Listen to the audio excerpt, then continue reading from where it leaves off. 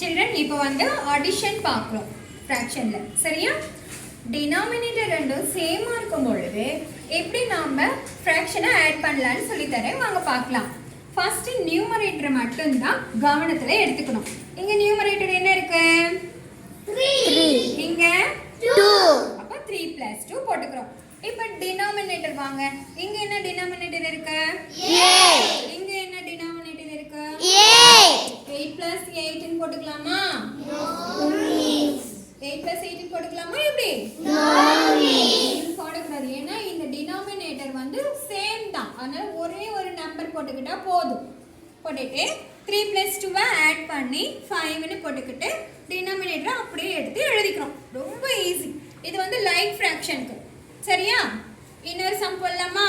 Yes miss. 4/9 plus 2/9. ரெண்டு டினாமினேட்டரும் சேமா இருக்கா? Yes miss. இப்போ அடுத்த ஸ்டெப். நியூமரேட்டர் ரெண்டையும் தனியா எடுத்து எழுதிக்கணும். 4 + 2 by டினாமினேட்டர் என்ன பண்ணலாம் சொல்லுங்க? 9.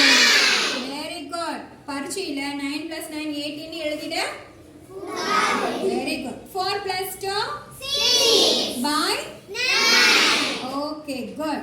பெரிய கிளாஸ் போனீங்கன்னா இந்த டினாமினேட்டர் சப்போஸ் வேற மாதிரி கூட வரும், அன்லைக் ஃபிராக்ஷன் கூட வரும்.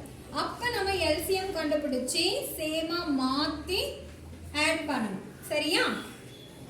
ஓகே.